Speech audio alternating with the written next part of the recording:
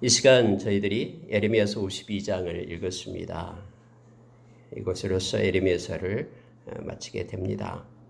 52장을 내용을 살펴보면은 앞에 나와 있던 내용에서 이제 결론적인 부분을 다시 도출해서 쓰고 있다라는 것을 알게 됩니다.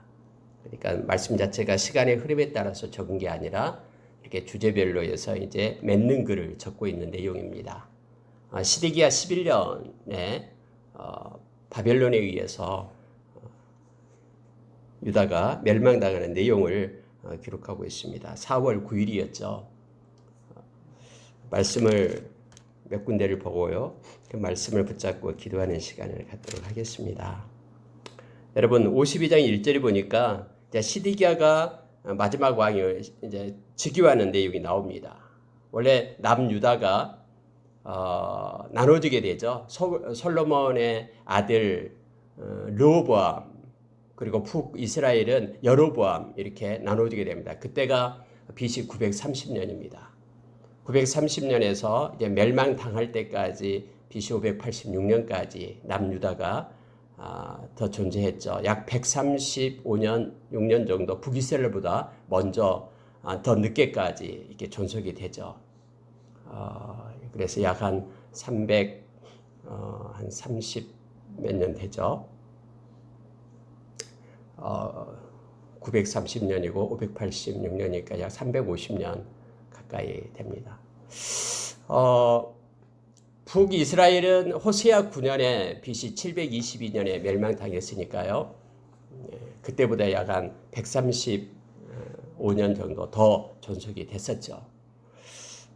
그런데 이 20명의 왕에 의해서 연결이 돼 갑니다. 마지막 왕이 20번째 왕이 바로 시드기야인데요.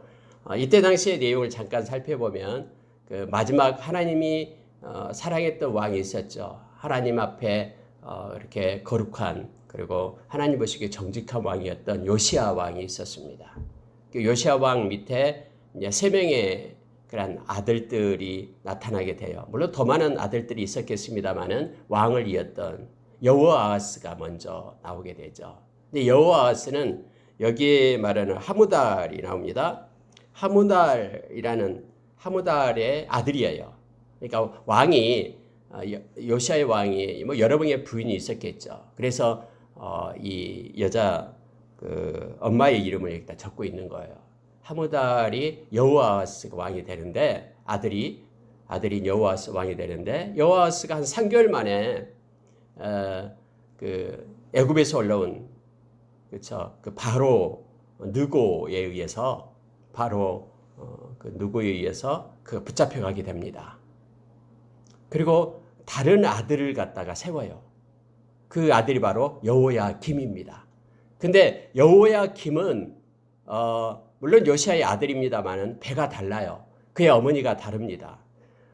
원래 하무달이 아마 저 권력이 있었나 봐요. 그 세계에서 그 부인들 중에서 힘이 있었나 봅니다. 왜냐하면 여호아스가 나이가 그때 23살이었거든요. 근데 자기보다 나이가 많은 여호야김은 25살이었고요. 그런데도 나이가 어린 그 여호아스가 왕으로 앉혀진 걸 보면 아마 세력이 있었다라고 생각이 됩니다.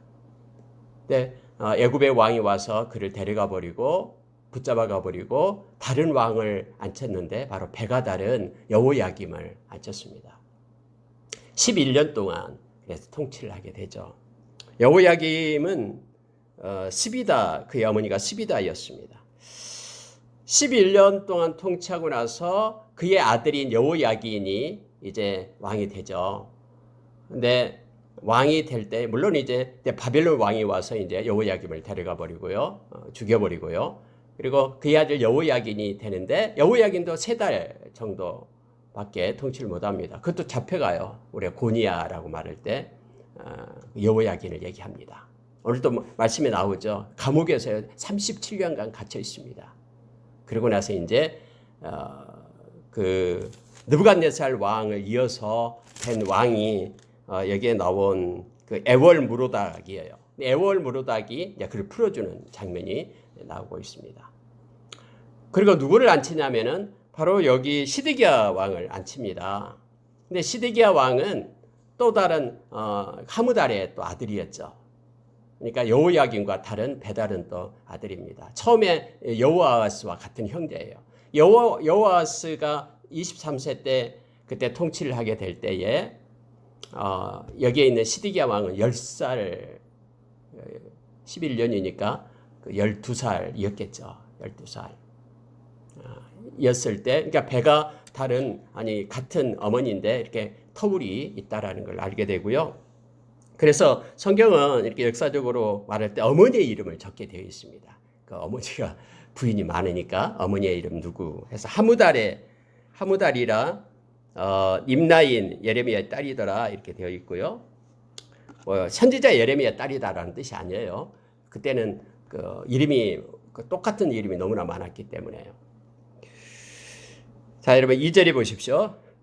그가 여호야김의 모든 행위를 본받아 여호와 보시기에 악을 행한지라 여호와께서 예루살렘과 유다에게 진노하심이 그들을 자기 앞에서 쫓아내시기까지 이르렀더라 이렇게 되어 있어요.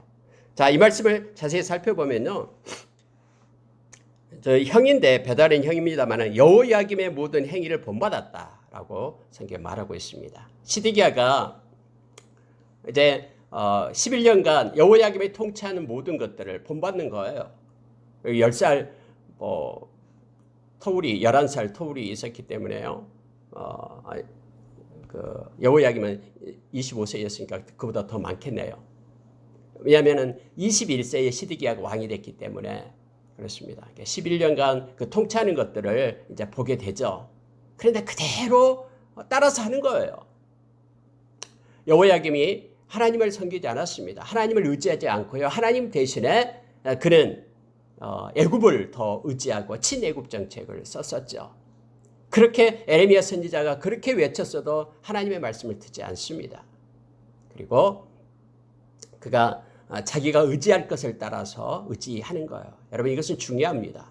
우리가 이 세상 살아갈 동안에 우리가 이사야서 3장에서도 역시 동일하게 말씀하고 있는 건데요. 이스라엘 백성이 나를 의지하지 않고 나를 신뢰하지 않고 그들이 양식을 의지하고 그들이 물을 의지하고 그들이 사람을 의지한다 하면서 이사야 3장에 보면 막 사람을 줄줄이 막 기록하고 있는 것을 보게 됩니다. 하나님은요, 이처럼 하나님을 의지하지 않는 것들을 소멸시켜요.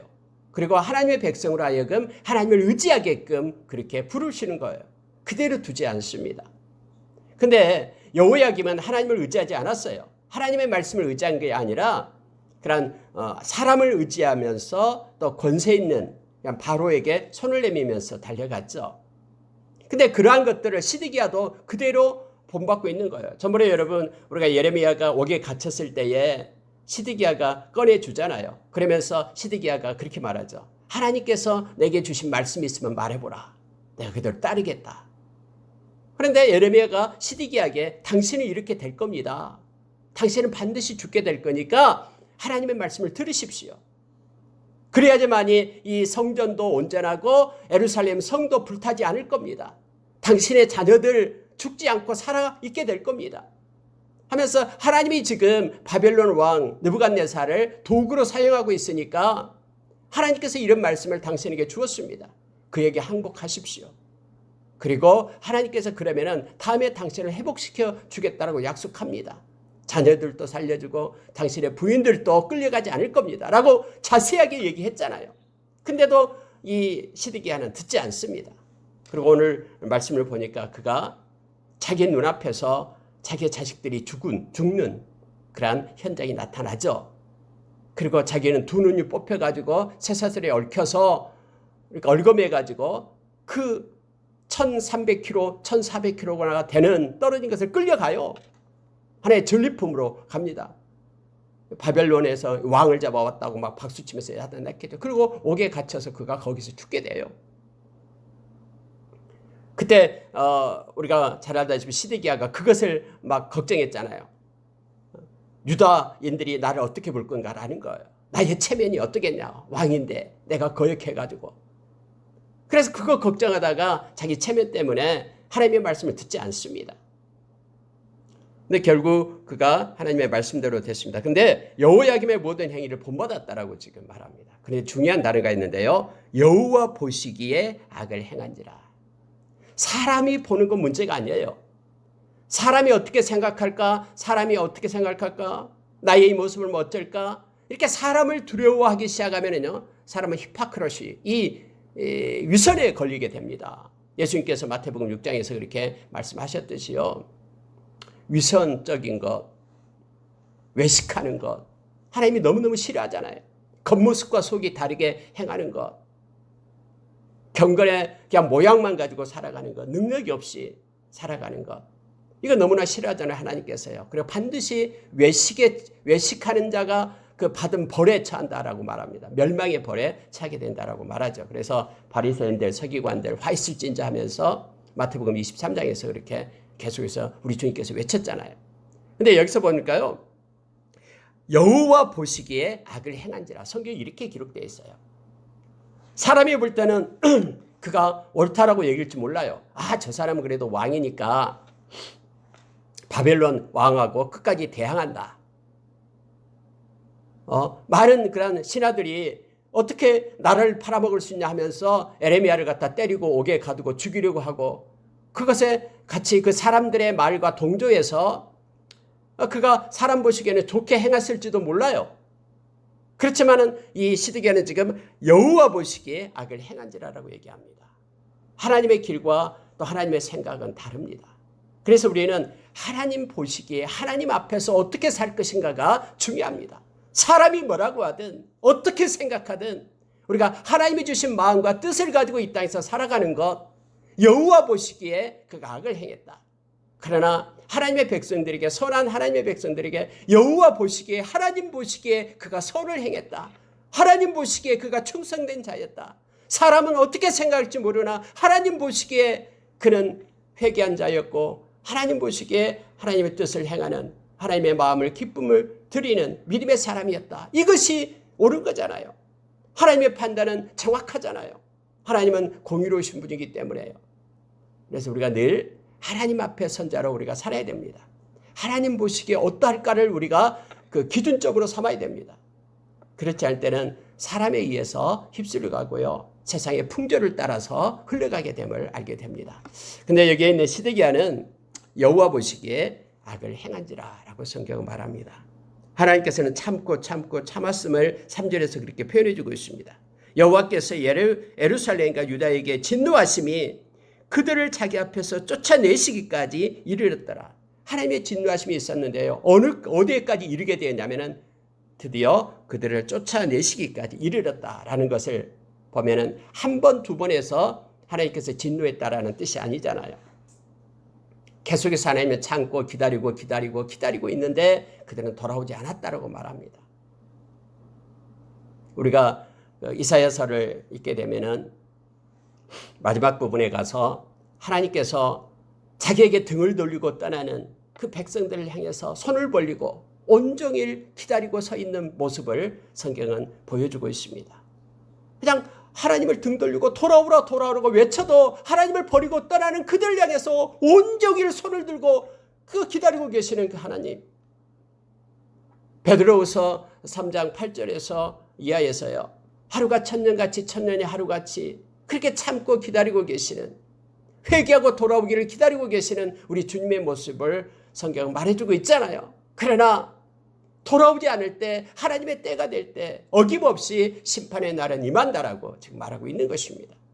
지금 이스라엘이 이렇게 BC 586년에 멸망을 당하게 된 것은 자기 앞에서 쫓아내시기까지 이르렀더라라고 성경은 표현해주고 있는 겁니다. 하나님께서 돌아오기를 참고 기다렸는데 그들이 돌아오지 않았음을 성경은 말해주고 있습니다. 제9년 열째 달 열째 날에, 그러니까 시드기야 9년 열째 달 10월 10일에 바벨론 왕이 옵니다. 그리고 예루살렘 성을 포위했다고 얘기합니다. 1년 6개월 동안 그것을 포위하고 있었습니다. 흉벽을 쌓아 올렸어요. 근데 문제는요, 자 6절에 보시기 바랍니다. 그해 넷째 달 9일에, 4월 9일이죠. 성중에 기근이 심하여 그 땅 백성의 양식이 떨어졌더라. 그 성벽이 파괴됨에 모든 군사가 밤중에 그 성에서 나가 두 성벽 사이 왕의 동상 견문 길로 도망하여 갈대아인들이 그 성읍을 에워쌌으므로 그들이 아라바 길로 가더니 거기에서 붙잡혔다라고 성경은 말하고 있습니다. 여러분, 이 중요한 단어 중에 하나가 성중에 기근이 심하여 이렇게 되어 있습니다. 마지막 때는요, 이 기근이 옵니다. 마태복음 24장에서도 역시 그렇게 우리 주님께서는 말씀해 주셨죠. 이 기근이 심합니다. 그래서 우리가 사마리아 성도요, 그렇게 멸망당했을 때도 마찬가지였어요. 아수르 군대에 의해서 사마리아 성이 멸망당할 때도 거기에도 기근이 있어서 먹을 것이 없었죠.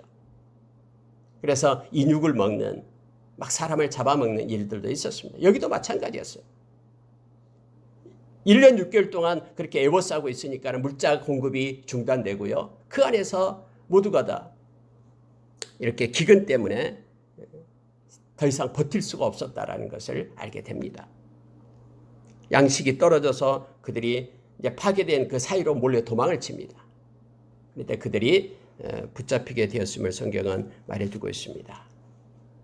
여러분, 성경에서 말할 때에 이렇게 우리가 먹지 않으면 우리 육신이 죽잖아요. 못 견뎌내는 거죠. 근데 문제는 이제 우리가 영적 기근이 있다라고 성경 말합니다. 하나님의 말씀을 우리가 먹어야지만이 하나님의 백성의 영혼들이 강성해지고 살아나는데 하나님의 말씀을 떠나게 될 때 우리의 영혼은 파리하게 죽게 됨을 말합니다. 아모스서 8장에 보면은 성경이 말해주고 있죠. 이제는 기갈이 오는데 양식이 없는 기갈이 아니라 물이 없는 기갈이 아니라 하나님의 말씀이 없는 기갈의 때가 온다라고 말합니다. 디모데후서 4장 2절 이하에서 사람들이 바른 교훈 받기를 싫어합니다. 진리인 말씀을 받기를 싫어하고 이제는 자기의 좋을 대로 자기의 길을 따라 스승을 두면서 산다라고 말합니다. 그럼에도 불구하고 하나님의 백성들은 반드시 전도인의 일을 하라라고 말하는 것은 그것은 말씀을 외치는 자로 끝까지 서라라고 말하고 있는 내용입니다. 그 진리에 대한 사랑이 외침을 외치지 않을 때에 그 진리를 받을 사람들이 있잖아요. 그 진리에 대한 사랑을 가지고 살아가는 사람들만 데살로니가후서 2장에서 마지막 때에 하나님을 떠나지 않고 온전히 믿음을 지킬 수 있는데 그 진리의 말씀을 선포하는 이들이 없다 그러면은 전도인의 일을 하지 않는다 그러면은 말씀을 받지 못하잖아요. 기갈이 점점점 오게 되잖아요. 제가 이 앞주 목요일 날 제가 신학교 나온 그 엑츠 신대원에 가서 예배 설교를 했습니다. 한 가지 느낀 것이 있었습니다. 예배에 물론 비대면으로 해서 다 이렇게 받게 되고 출석하게 되고 하는 건데요. 아니 그 예배 중에 이 찬송가를 하나도 안 부르더라고요. 다 CCM으로만 바꾸고 CCM만 그렇게 보고 그렇게 찬양을 하더라고요. 그래서 순간 그 생각을 했습니다.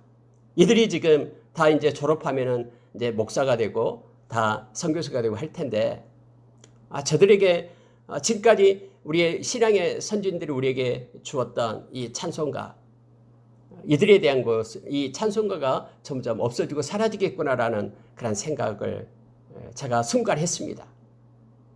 500년 전에 그 우리 믿음의 신앙 선진들이 그 고난 속에서 불렀던 그런 찬양들, 루터가 불렀던 그런 찬양들, 적었던 찬양들, 그런 것들을 부르지 않고 요즘에 나오는 리듬에 맞춰서 부르는 CCM으로만 예배를 가득 채우는 거예요. 또 하나는 신앙 고백을 안 하는 거예요. 신앙 고백. 우리의 선진들이 지금까지 계속해서 하나님을 믿는 그런 신앙을 고백하면서 하나님께 영광 돌렸던 그런 것을 안 하는 거예요. 그래서 순간 좀 당황했던 기억이 납니다. 이처럼 여러분은 점점 세상은 이렇게 흐름에 따라 갑니다. 물론 이제 그들 중에 또 이제 다른 때는 찬양을 부르고 이제 그러겠죠. 이제 제가 예배 드릴 때만 이 앞주에 갔을 때만 제가 느꼈던 거였고요. 점점 말씀의 기갈의 때가 온다라고 성경 말합니다.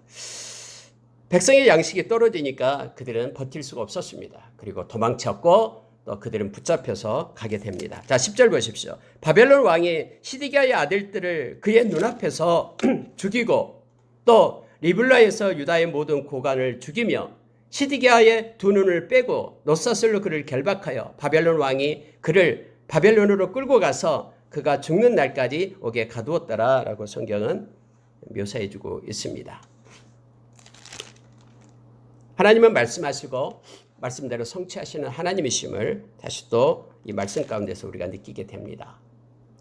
예레미야를 통해서 말씀하신 시대적인 것을 말씀하시고 시대도 그렇게 이루어지고요. 개인적인 것을 예언할 때도 개인적인 것도 정확하게 그대로 이루어집니다. 하나님께서는 살아계셔서 역사 어떤 민족의 나라의 역사에만 개입하는 것이 아니고요. 개개인에게 하나님은 그 인생사 속에 개입하셔서 말씀하시고 그대로 성취시키심을 성경을 통해서 보게 됩니다. 그래서 여러분 구원은 우리 개개인에게 임한 것입니다. 많은 단체로 어디에 속해 있다고 구원받는 것이 아닙니다. 우리가 요한복음 1장 12절의 말씀처럼 우리가 영접하는 자라고 얘기할 때는 단수를 써서 개개인이 우리 주님을 영접해야 됩니다. 부모님들이 믿는다고 자녀들이 저절로 믿음을 갖는 것이 아닙니다. 이 땅에 태어난 모든 사람들은 다 개인적으로 인격적인 영접이 있어야 됩니다. 믿는 신앙의 고백을 해야지만이 하나님의 나라의 백성이 됨을 성경이 말해주고 있고요. 이 개개인에게 하나님은 개입하셔서 역사하시는 하나님이심을 알게 합니다. 시드기야가 이때 얼마나 후회했겠습니까? 내가 예레미야의 말을 들을 것을, 하나님의 그 말씀을 내가 들을 것을, 몇 년 전, 바로 몇 년 전인데 그것을 순종할 것을. 밤에 여러분 그 성전도 불타고 예루살렘 성도 불타고 이렇게 되는 것을 보잖아요. 그의 자녀들이 자기 눈앞에서 죽임을 당하는 것. 여러분 이것을 어떻게 그 부모가 보고 있을 때 얼마나 힘듭니까? 그런데 이러한 슬픔이 있을 것이라고 미리 말씀을 받았음에도 불구하고 그가 사람의 체면 때문에 그걸 순종하지 못했던 거예요. 당장 나타나지 않는다라고. 근데 말씀은 어김없이 나타난다는 사실을 기억을 해야 됩니다. 우리가 고린도후서 5장 10절에 보면은 그리스도의 심판대가 나와요. 바울 사도는 그렇게 말합니다. 그리스도의 심판대에서 모든 사람의 행위, 각각의 사람들이 다 심판을 받게 될 것이다. 그래서 이것이 너무나 두렵기 때문에 우리는 그들을 말씀으로 권면하지 않을 수 없다라고. 그가 죽을 때까지 열정을 다해서 하나님의 그 복음을 외치고 있잖아요. 어떤 어려움이 있더라도 하나님의 말씀을 전하죠. 그 말씀대로 이루어지기 때문에 회개하고 돌아오라고, 죄사함을 받으라라고 그가 외치고 있었음을 보게 됩니다. 시드기야는 두 눈을 뽑히고 결박되어서 그 먼 길을 따라서 바벨론으로 끌려갑니다. 그리고 옥에 갇혀서 거기서 죽임을 당했다라고 성경은 말하고 있습니다. 여러분 역대하 36장 11절에서 21절을 보면은요, 이스라엘이 망하는, 왜 망했는가를 거기는 구체적으로 좀 기록을 해주고 있습니다. 거기에 보면은 그들이 겸손하지 않았다. 교만했기 때문에, 교만한 자는 전에 꺾이거든요. 하나님의 백성들이 겸손하게 하나님의 말씀을 드려야 되는데 교만해서 하나님의 말씀을 버렸다라고 말하고 있습니다. 그들은 하나님께로 그렇게 외치는 선지자들의 말을 듣지 않고 회개하지 않았다라고 성경은 기록해두고 있습니다. 또 하나가 중요한 게 있는데요. 그들은 말씀을 버렸다라는 내용으로 연결이 됩니다. 말씀을 중요하게 여기지 않았어요. 말씀을 버렸습니다.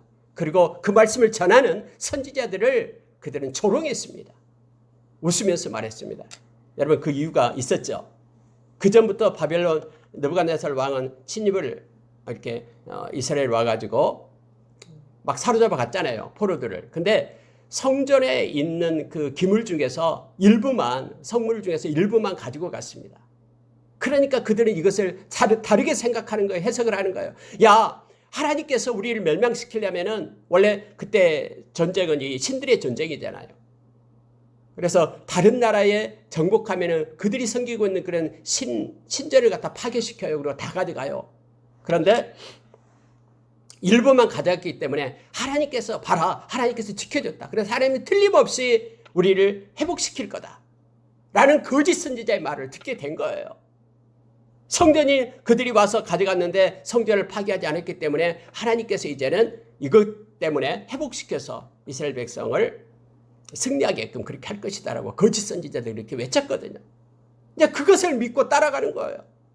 그래서 하나님께 회개하지 않고 돌아오라라고 외치는 에레미야를 막 죽이려고 하고 옥에 가두고 이런 선지자들을 모독했다라고 성경에 말합니다. 그것 때문에 겸손하지 않고 회개하지 않고 하나님의 말씀을 버리고 하나님의 말씀을 전한 이들을 조롱했기 때문에 이스라엘이 멸망이 왔다라고 역대하 36장에서는 그렇게 기록해주고 있습니다.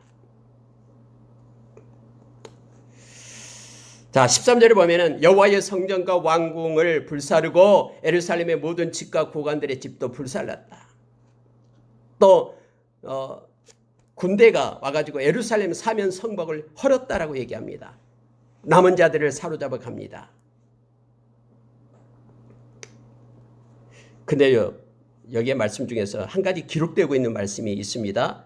17절부터 23절의 말씀이 갑자기 이게 기록이 돼요. 이게 성전에 있는 성물을 그들이 가져갔다라고 말하는데 특히 17절을 보십시오. 갈대아 사람은 또 여호와의 성전의 두 놋기둥과 받침들과 여호와의 성전의 놋대야를 깨뜨려 그 놋을 바벨론으로 가져갔고 모든 놋그릇을 가져갔고 금그릇 은그릇 다 물건을 가져갔더라 라고 말하면서요. 20절 보십시오. 솔로몬 왕이 여호와의 성전을 위하여 만든 두 기둥과 한 바다와 그 받침 아래에 있는 12놋소 곧 그 모든 기구의 놋 무게를 헤아릴 수 없었더라라고 말하면서 기둥에 대한 것을 계속해서 말해요. 자, 21절. 그 기둥은 한 기둥의 높이가 18규빗이요 하면서 기둥에 대한 내용을 계속해서 적고 있습니다. 의도적으로 적고 있는 거예요. 이란 18규빗이 되고 그 머리가 5규빗. 엄청나게 높은 것이죠. 약 10m 이상 되는 그런 놋으로 된 큰 기둥을 그들이 그것도 깨서 가져갔다라는 거예요. 근데 여러분 우리가 잘 알고 있습니다만은 솔로몬 성전 앞에 두 기둥이 있었죠. 하나는 야긴, 하나는 보아스이란 이름을 가진 기둥을 세웠어요. 의미가 있어요. 야긴은 세우리라라는 뜻이고요. 보아스라라는 것은 바로 능력이 있다라는 뜻이었죠. 하나님이 능력으로 하나님의 백성을 세우리라라는 뜻이었어요.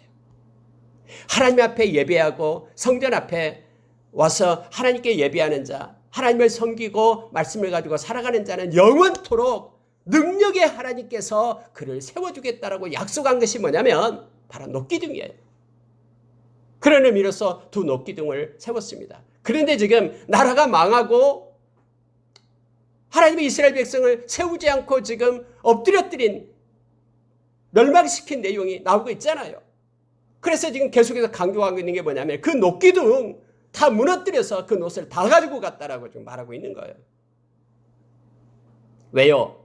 하나님을 섬기지 않았기 때문에. 하나님의 말씀을 따라서 행하지 않았기 때문에. 솔로몬이 성전을 7년 동안에 약 18만 3천 명을 통해서 그걸 짓잖아요. 많은 금과 은을 가지고 짓잖아요. 그래서 하나님께 봉헌할 때에 하나님은 분명히 말씀했어요. 솔로몬에게. 나의 말을 버리고 나를 떠나게 될 때 내가 이 성전도 던져버리겠다라고 말씀했잖아요. 그리고 하나님 그 말씀처럼 그대로 지금 성취되고 있음을 우리는 보게 되는 거예요. 하나님께서 하나님께 예배하고 하나님을 말씀을 따라 사는 이들을 내가 능력이 하나님께서 영원토록 지켜주고 그를 세우겠다라고 약속해 준 것들을 지금 그 두 기둥을 끌어내려서 끌고 가는 내용이 나오고 있습니다. 막 자세하게 설명해 주고 있어요. 그 기둥에는 망사가 있고 석류가 새겨져 있고 그 석류의 개수까지도 지금 말하고 있습니다. 또 뭐 들린 그물 위에 있는 석류가 합계 100개가 있고 석류는 96개고 이렇게 아름다운 기둥에 대해서 지금 왜 자세하게 설명하고 있습니까? 그들이 말씀을 버리고 하나님을 버렸기 때문에 하나님이 능력으로 그들을 세워주겠다라는 이스라엘 백성을 세워주겠다는 그러한 약속을 그들이 어겼다라는 것을 지금 하나님은 이 말씀을 통해서 나타내주고 있는 것입니다. 우리가 말씀을 버리고 하나님을 떠나게 될 때 하나님에 대한 경외함이 없어집니다.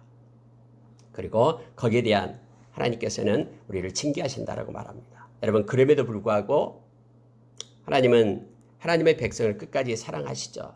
그래서 회개하고 돌아오는 그들에게 하나님이 새롭게 성전을 스룹바벨을 통해서 열어주었음을 우리는 알게 됩니다. 말씀을 마치겠습니다. 31절 보고 마치겠습니다.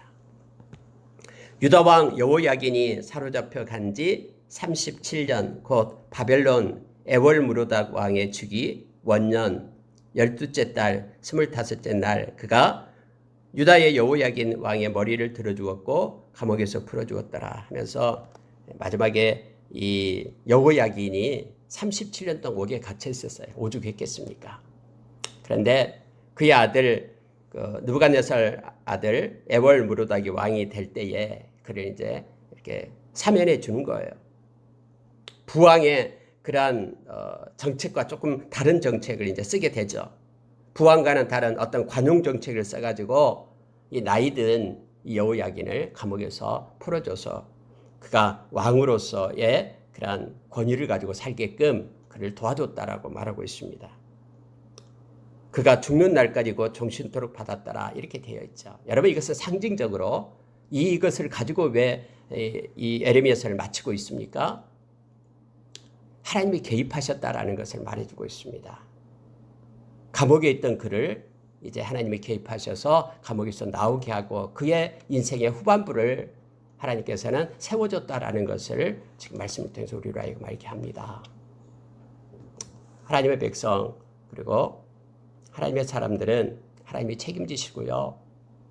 언제나 그 인생의 끝자락을 하나님께서는 도우십니다.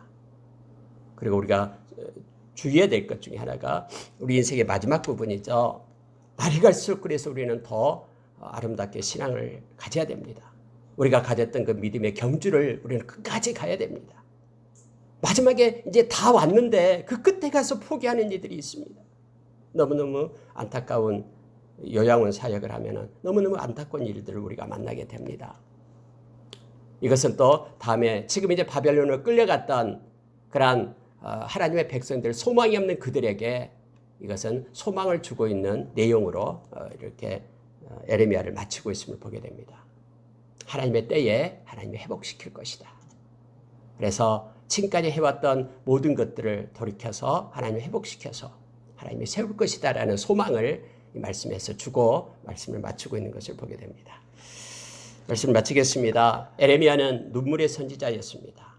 슈브 하나님께로 돌아오라라고 외쳤던 그리고 하나님이 말씀을 주신 것에 대해서 너무나 하나님의 그 긍휼의 마음을 가지고 늘 울고 다녔던 이 머리가 눈물주머니가 되어 하나님 앞에 엎드렸던 하나님의 종이었습니다. 누가 뭐라고 해도 그의 고향 사람들이 그를 죽이겠다라고 달려들어도 그는 하나님의 말씀을 올곧게 그리고 외쳤던 하나님의 사람이었습니다. 우리가 이 세상 살아갈 동안에 사람의 눈치와 또 세상의 풍조를 따르게 되면 우리는 하나님의 길을 갈 수가 없습니다. 어떤 상황 속에서도 말씀을 따라서 순종하며 하나님 편에 서는 자로 우리가 살아가기를 원합니다. 오늘 하루도 우리가 하나님 겸손히 하나님과 동행하며 하나님의 이름을 부르는 자 되기를 원합니다. 어제 아브라함 카이퍼의 그 하나님과 가까이라는 책을 읽으면서 아브라함 카이퍼가 그런 말을 합니다. 그때 당시도 그랬는데요. 요즘의 사람들은 평상시에 평일에 하나님을 생각하는 사람들이 없는 것 같다. 그것이 너무너무 안타깝다 라고 말합니다. 하나님을 생각하며 예수 그리스도를 바라보는 하나님의 사람들이 있어야 되는데 그들이 없는 것 같아서 형식적인 그러한 신앙생활을 하는 것 같아서 너무나 마음이 아프다라는 그런 내용을 적고 있는 것을 읽었습니다. 오늘 하루는 우리가 주님을 생각하며 또 주님의 마음을 가지고 살아가는 또 평생 주님과 동행하는 우리가 되기를 원합니다. 함께 기도하겠습니다.